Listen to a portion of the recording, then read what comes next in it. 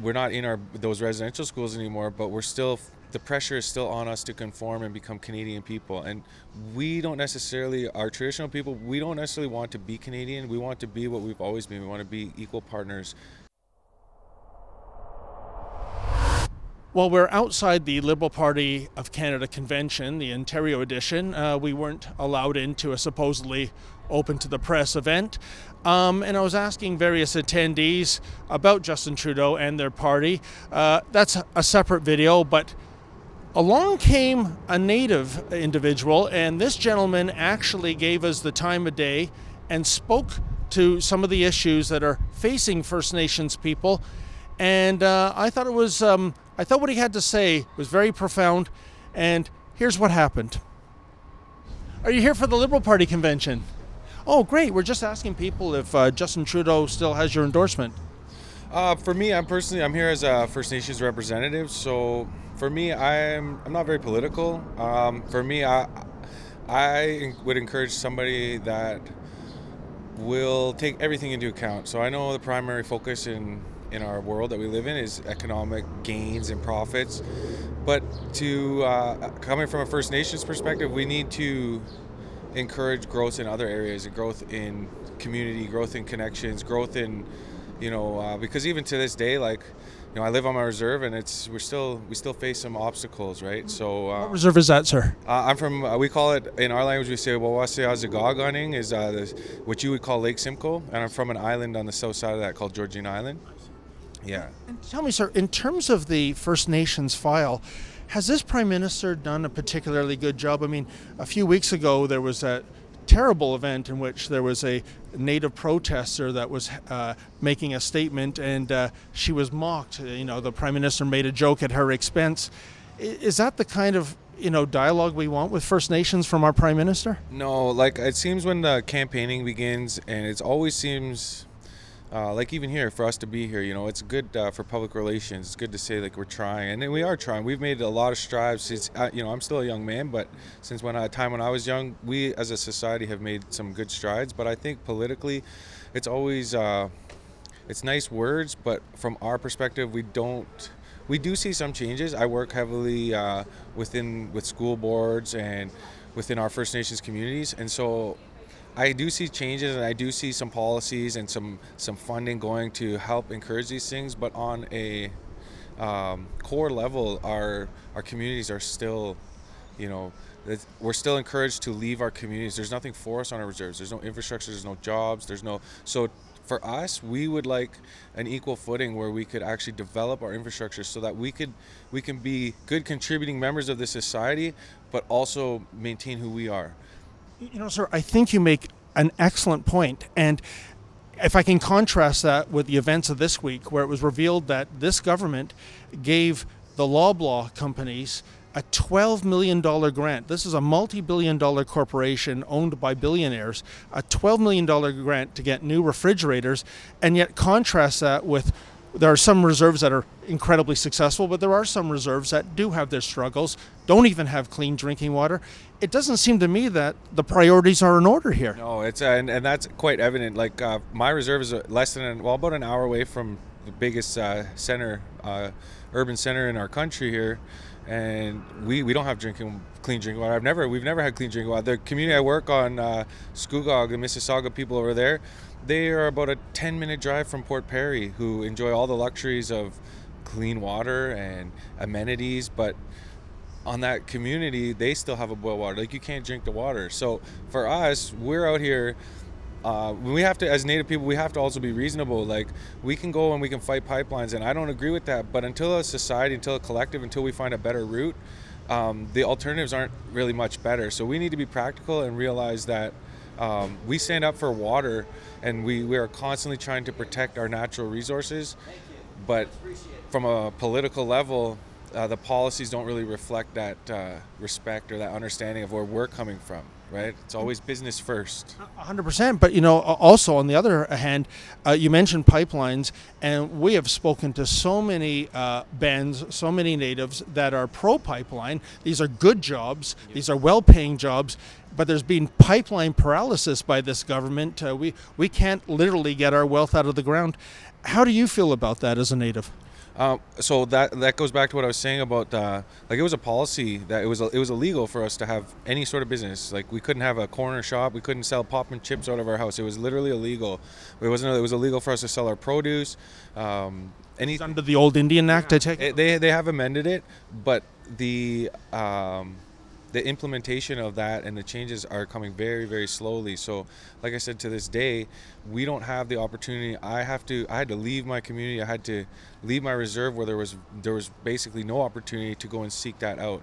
And so to this day, you know, we're not in those residential schools anymore, but the pressure is still on us to conform and become Canadian people. And we don't necessarily, our traditional people, we don't necessarily want to be Canadian. We want to be what we've always been. We want to be equal partners, you know, and help one another. And we all have different viewpoints, and we need to respect that. And it's hard for us to see, like, we're in Mississauga, and that's our indigenous word for the Great River mouth. You know, the city of Toronto, the city of Ottawa, Manitoba, all these places, it's almost like we're always the afterthought. And so we don't need to be front and center, but what we want is equity. We want everybody, including our First Nations people, to have an equal opportunity to pursue.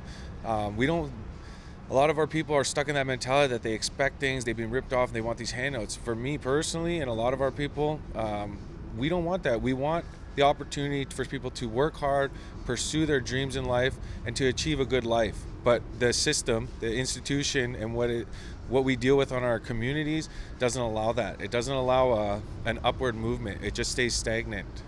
And sir, one last question. I really appreciate your time. The Prime Minister in the minutes ahead is going to make a speech. As a native, what would you like to hear out of the mouth of Justin Trudeau in terms about bringing around true, tangible change on reserves that would benefit the native people?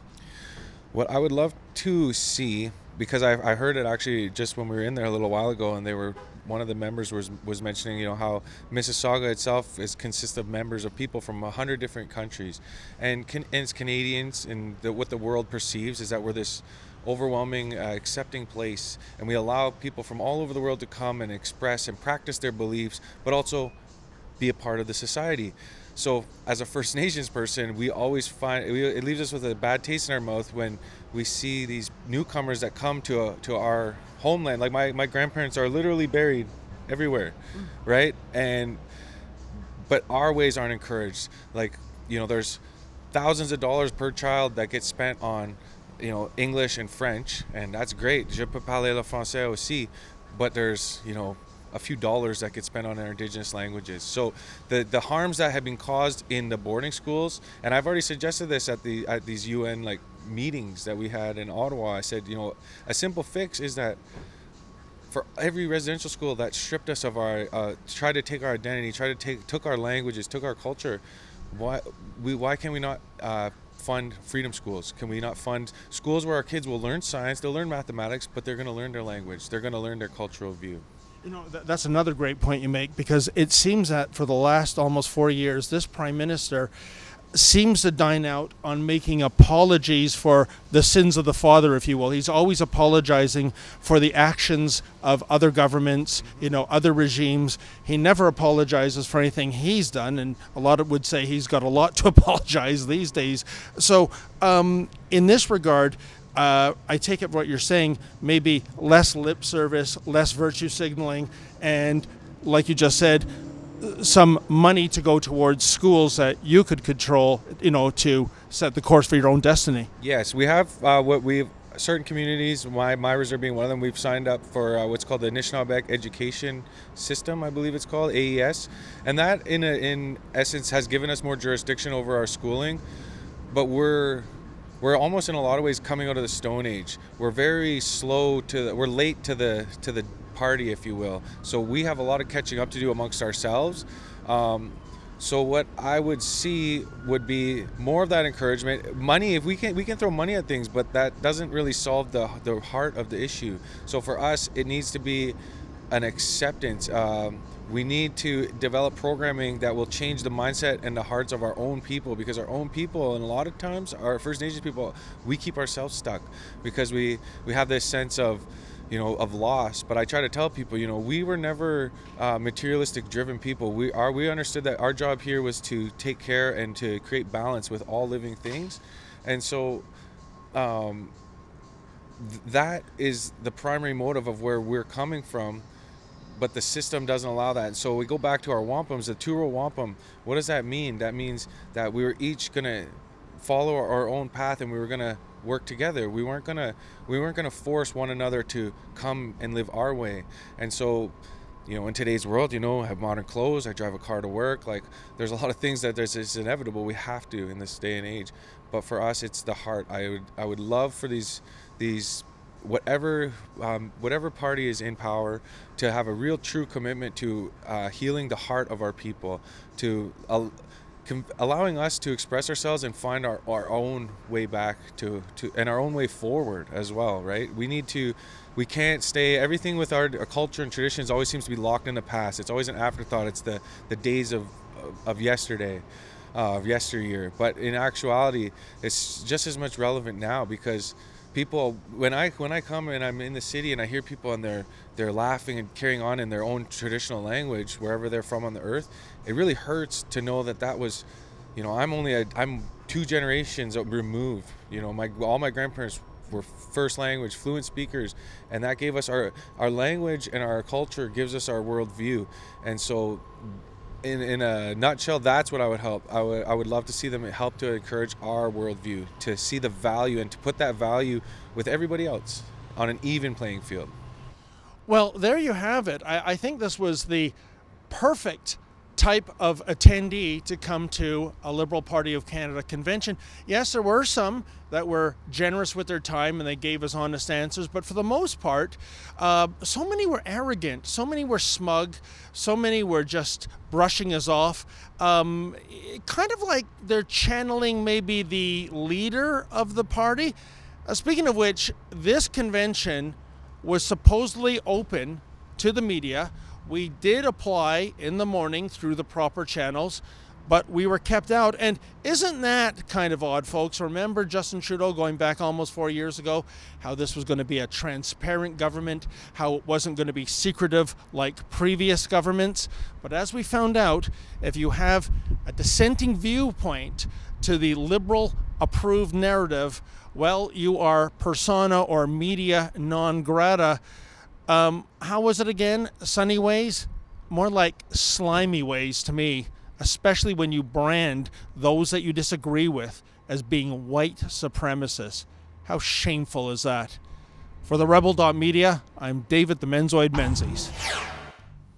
Hey folks, you may have heard the Rebel has a new app. Please download that app and take the Rebel with you wherever you travel.